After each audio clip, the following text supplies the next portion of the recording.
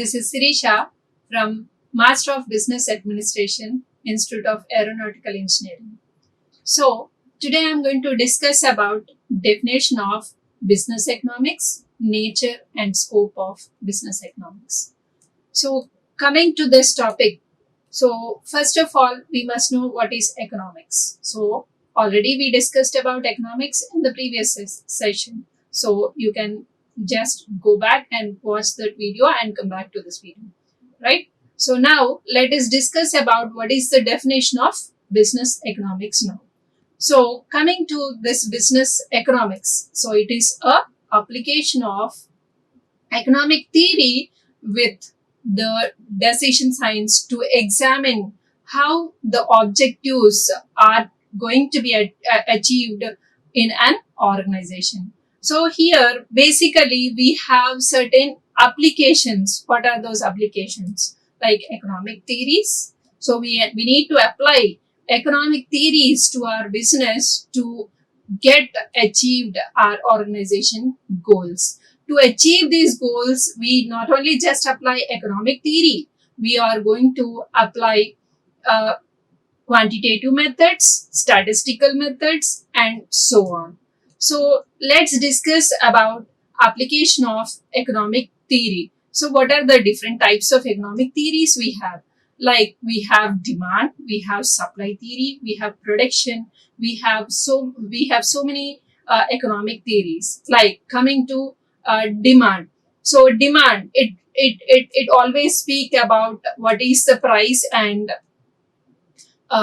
quantity demanded, right? So what is the relation between these two aspects? So that is what gives us in demand. So not only demand, so we can also take production. So production, if we are making production with only one variable input, so what is our output? So whether we are going to achieve the targeted production, targeted output, that all depends on how we are going to apply our economic theories in practice, so that we are going to have a very good effective goals which an organization is going to achieve.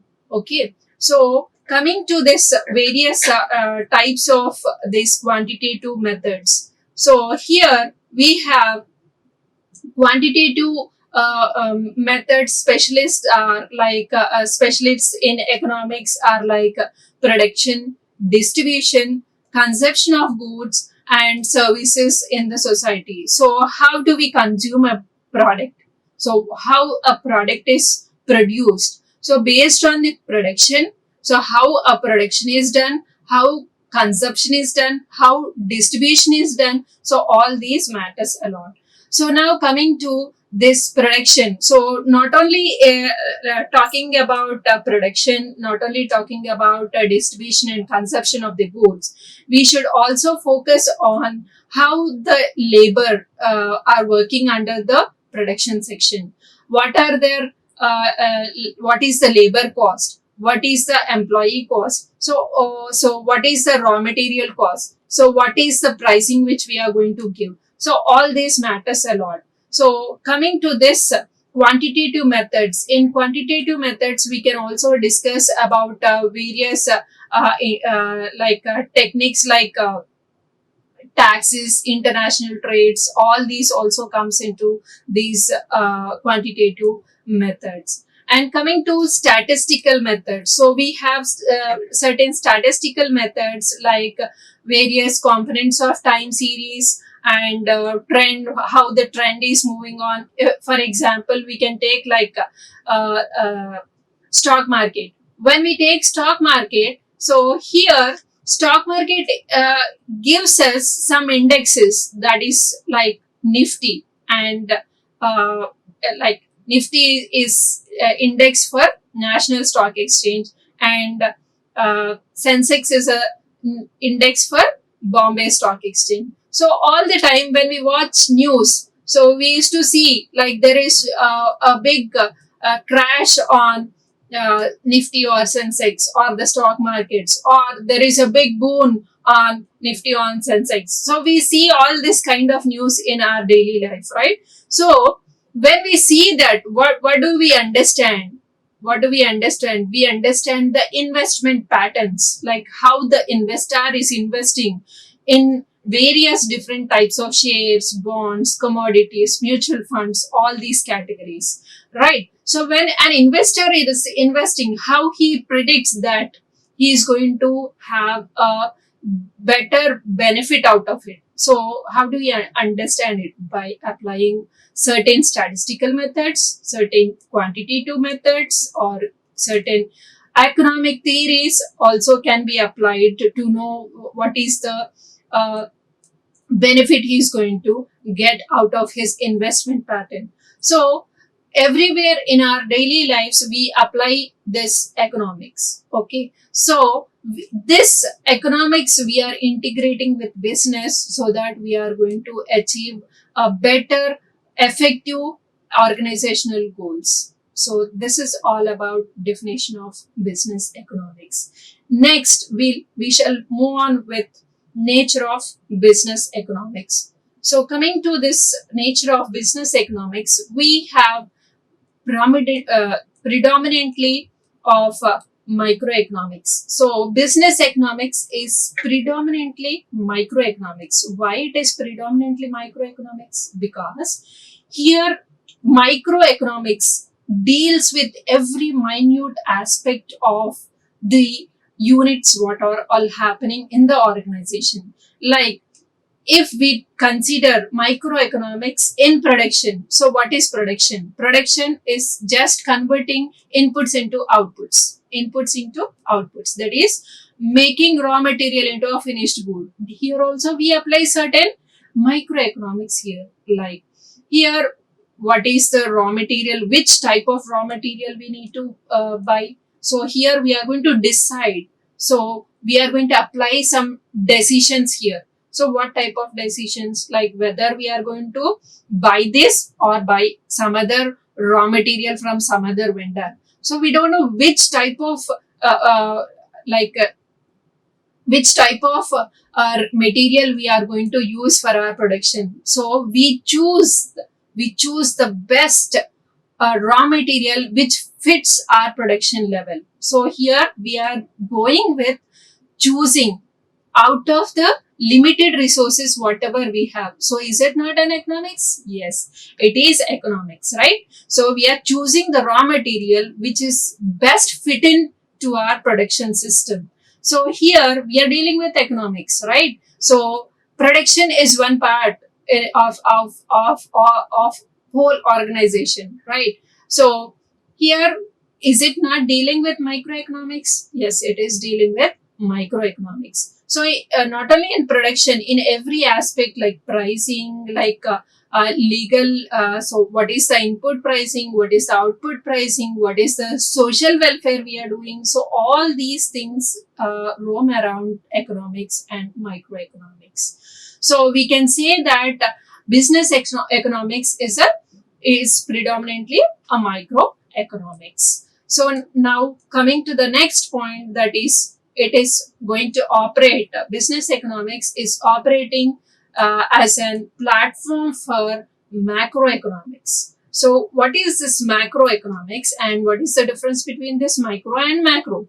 So let's discuss about it first. So coming to microeconomics is we are dealing with smaller units of the organization, and we try to apply all the rules or policies or procedures of the organization and make it successful.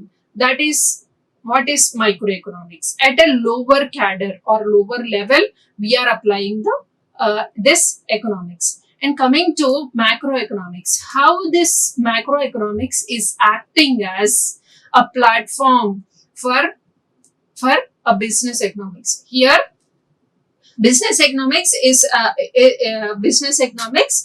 operating on the platform of macroeconomics. Okay, so coming to this macroeconomics not only deal with small things like cumulative of all the microeconomics, it also deals with the nation. It all speaks in a wider way. Like we can consider about what is inflation. So what is deflation of the nation? What is the gross domestic product? So we are going to talk about all these things. So here, based on gross domestic product, so based on inflation, based on deflation, our economy works, right? So based on this, so all the entities together promoting macroeconomics, or we can also think that in the other way, like macroeconomics gives certain or put some certain policies or procedures to be followed by all the businesses. So by the way, I hope as you are a technical students, I wanted to tell you what is this inflation first of all. So coming to inflation, so I would like to go with one small example here. So when I was like 10 years old, I know one egg cost or pricing maybe rupees 50 pice, I guess. When I was 10 years old, the cost of one egg is just rupees 50 pice. Okay. So the same egg now at this moment, I'm going to purchase it 5 or sometimes 5.5 or 6 rupees. Okay. So is it the good has changed, or the product has changed? There is no difference in the product, right? So the same egg, the same size, same color, same size or quantity, whatever it may be. So everything is same. So same egg. When I was at 10 years old, I bought that egg for only 50 pies, and now I'm buying the same egg for 5 rupees. So why is it so? Why is it so? Because of inflation. So coming to this inflation, in inflation, when our economy is running with in inflation, then the prices of goods go on increasing. Okay, so prices will go on increasing. So the commodity or the product whatever we are using is same. Okay, but still the price have gone to some extent. Okay, so there will be increase in price when there is inflation. And coming to deflation, so deflation means the prices will come down. And in our economy, in our Indian economy, I say there will not be deflation. Okay, so deflation will not be there. And coming to this inflation, prices will go on increasing in case of inflation. Okay, so why this is happening, by the way? Why this is happening? Because we are going to have so much of like corrupted money. So I'm sorry about this. I should not speak about corruption and all, but still, I just wanted to make a note on this, because here, what is the money which is circulating in our economy? So how much is the money which is circulating in our economy? Can we calculate that? Yes, of course, RBI calculates, or government, national government may calculate, or state government may calculate. So this much may be the circulation of money in the Indian economy. But is it true facts? So how much it is circulating, their disclosures, of course, that is not materialing us now. So what I mean to say here is, one cannot calculate how much money is circulated in our economy, because so most of the people, what they say, though they are very rich, they just want to hide their money and they want to convert their white money into black money. So in order to government has to take some step, right? So even government is not in a position to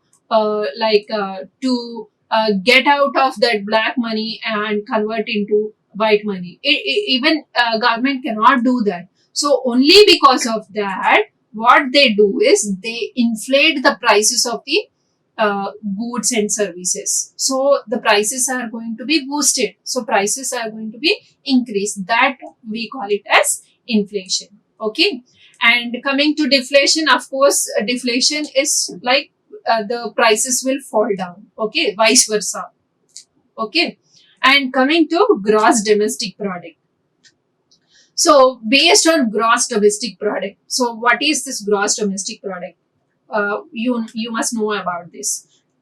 Gross domestic product is the whatever Indian companies, all the entities in our nation, what all they are producing, all together we put it as gross domestic product. So based on these inflation or deflation or GDP, based on all these parameters, our organizations also consider some policies from government and they go forward with their production or with their services. Okay, so that is the reason business economics is operating on the platform of macroeconomics. And now coming to applied economics. Yes, it is business economics is applied economics. Where we are going to apply? We are applying all the economic theories. Like we got an idea. We got an idea. So when we get an idea, here, where are we going to apply this economics? We are going to apply that idea and we are going to consider some theory A of economics and apply in the economics and start doing their business. And coming to second theory, so Eureka. So that theory, like theory B, we are applying in some other aspect. And coming to the next one, here like printing money idea. So is it possible? Of course it's not possible. So like I got an idea, so how to print money? Of course I cannot say it's not possible, because all the people, like most of the black marketing people, they print money and they just circulate in the economy. But we don't know, as a common man or as a layman, we don't know. Even in our hands also we sometimes get fake notes into our hands, but we are not known about it whether it is fake or real, right? So somebody gets that foolish ideas, of course that does not matter, or we are not going to discuss much about it, right? So they start doing it, right? So there also they apply economics. So everywhere in every activity of the business, we require economics. Okay, so that's the reason it is an applied economics. And it is not only applied economics, it is applied on in multidisciplinary. We are going to apply in statistics, we are going to apply in mathematics, in operation research, like in game theory, queuing theory, all the statistical methods also. And coming to the next point, we are going to discuss about normative in principles. Business economics is normative in principles. What is this normative? Normative principles means here economics is going to deal with the perspective statements, because based on the policies and procedures of the government, we are going to go on with the economics. So normative in principles. So normative is going to focus on perspective statements, and it is going to help to establish certain goals and objectives which are going to be achieved. So coming to the last point, that is assumptions and limitations of nature of business economics. So all the time, like this business economics, we can apply all the theories or all the application part of economics, but it is going to be under certain assumptions and limitations. As I was discussing about diminishing marginal utility in my previous session, I was stating that the color, the size, and the taste of an apple should be same until my end of my consumption. So that's an assumption, that's an limitation to us. So we do have certain assumptions and limitations in our economics. Now going forward with scope of business economics. So coming to the first point, that is theory of consumer behavior. So theory of consumer behavior. So we are where all we are going to apply this business economics. We are going to apply in consumer behavior, we are going to apply in producer behavior, we are going to apply in pricing. So everywhere we are going to apply this. So coming to the theory of consumer behavior, as I was discussing in the previous session, so I was talking about diminishing marginal utility, right? So there, what are we? What did we understand here? When we go on add and add, our consumption level, our satisfaction level is going to come down. That is what we understood from that consumer behavior. So any consumer will like to buy goods or services at a time, and he is going to stock. No, mostly as a consumer will not stock all the goods, will not stock all the goods at a time at his home, right? What he does, he is just buying the commodities or goods or services for his requirement at the moment, at least for a month or for 2 months, right? So if it is in case of properties, it is in a different way.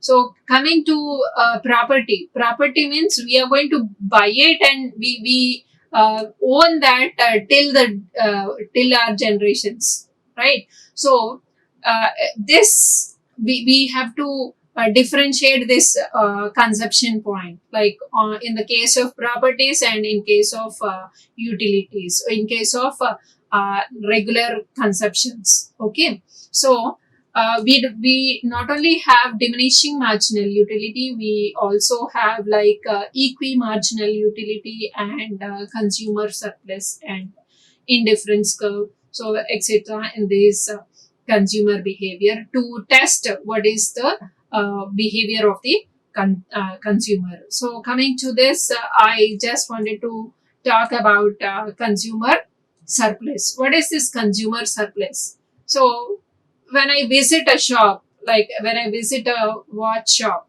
so unfortunately I have seen a watch and I liked it very much. Okay, so when I asked what is the price of it, he like shopkeeper tells that it is 10,000 rupees. So at that moment I cannot afford 10,000 rupees, so what do I do then?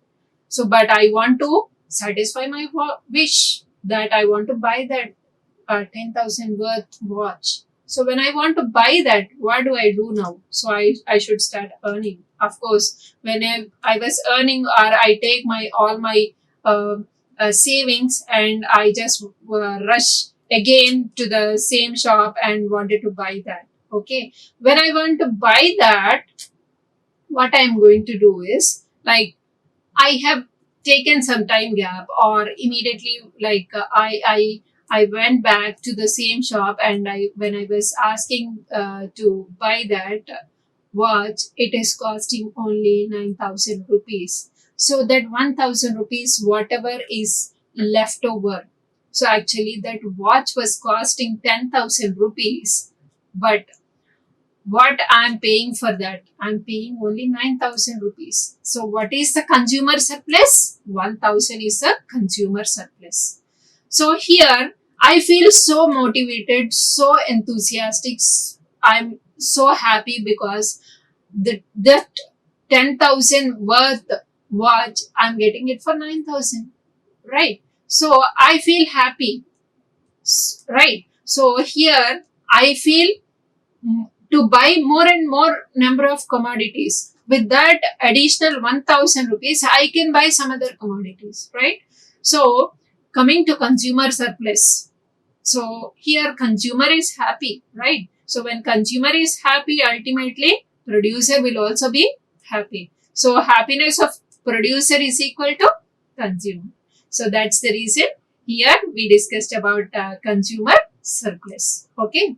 So there are different theories of consumer behavior. So as we discussed few of them. So let's move on with the theory of producer behavior, how a producer should behave, what is his role when he start producing. So before he start producing, he must know what is his product life cycle. So whether the product is going to be hit or flop, he must know that. So before he starts production, he must know how many goods he need to produce, how much, what is the perception of the consumer, and how he is going to produce goods. So what is the procurement policies, how he is going to make the production cost effective, and how he is going to price the product. So he has to go through so many aspects of his production. Okay, so now coming on with the next point, that is optimum business decisions. So obviously when we consider this business economics, we are going to have optimum decision making, because we apply so many economic theories into our practical lives, so that we are going to achieve fruitful uh, goals or objectives, whatever we thought of. Okay, so we are going to take the maximum best optimum decision makings in our business. And next point is what is the market behavior and how the pricing is going to be done. So definitely we need to know what is the trend in the market. So without knowing what is the trend in the market, we cannot go forward with production or consumption XYZ, right?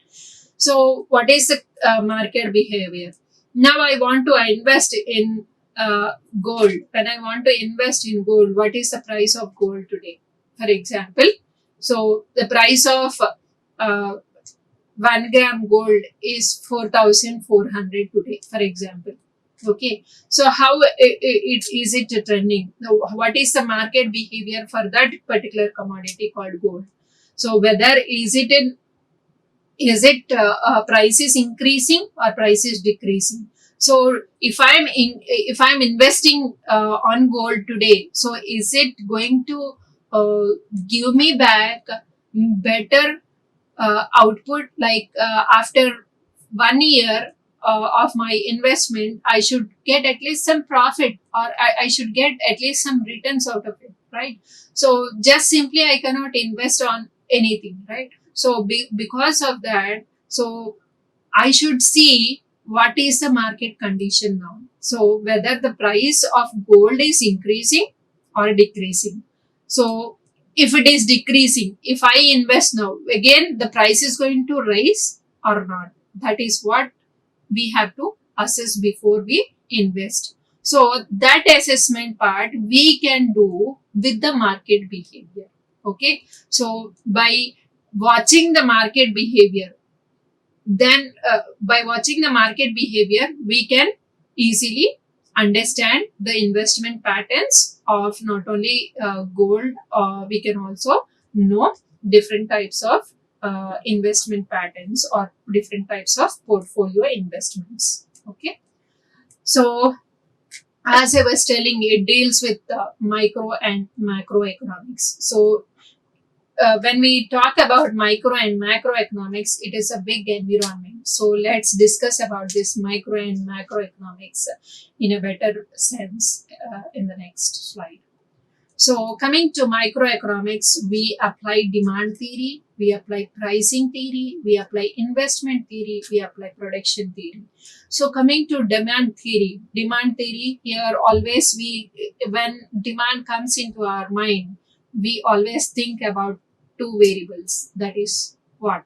Price and quantity demanded. So if price increases, quantity demanded decreases. If price decreases, quantity demanded increases. Of course, this is law of demand, but this law of demand also have certain assumptions. Okay, based on certain assumptions only, we are going to apply this law of demand.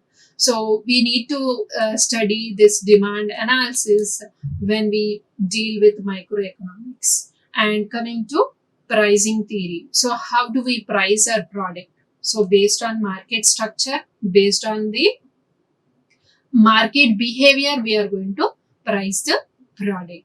And what about our investment theory? So coming to investment theory, so there are different types of investment theories, like whether I need to invest in this particular portfolio, or I need to invest on some other portfolio, or I need to invest in a property, or I need to invest in business. So ultimately, what is the goal? I should earn some good amount of money and I should multiply my money. That is what is a human tendency, right? So what are the different investment theories we have? What is a return on investment? So we apply this return on investment and try to know what is the returns on the investment what we are going to do. And now coming to production theory. So how we need to start our production. So how the raw materials to be procured, and how we are going to convert that into a finished good. So these all aspects deal with microeconomic. And coming to macroeconomics. So macroeconomics is applied in business environment, like economic environment, social environment, and political environment too. So here coming to economic environment, we are not only just dealing with economic conditions, like what is the GDP rate, what is the government policies, and based on the government policies, like we are directly or indirectly affecting the companies and the operations of their companies. And coming to social environment, how the society in which the organization, like employment conditions, what is the trade, what is trade union, how the consumption cooperatives are working on, how effectively they are running. So all these comes under social environment. And coming to political environment, so in political environment, like whether the political environment is stable or not. So based on the stability of the political environment, also this macroeconomics is going to apply to business environment. So all these this about scope of business economics. So this management economics is very important method for assessing the company's priorities and their objectives and the organization's current issues. So this is going to make a successful like this business economics is going to give the best to the to run the. So business economics is going to help us in taking the better decisions and to achieve the organizational goals. So this is all about nature, scope, and definition of business economics. Thank you for today. Like, share, and subscribe. Hit the bell icon for more updates.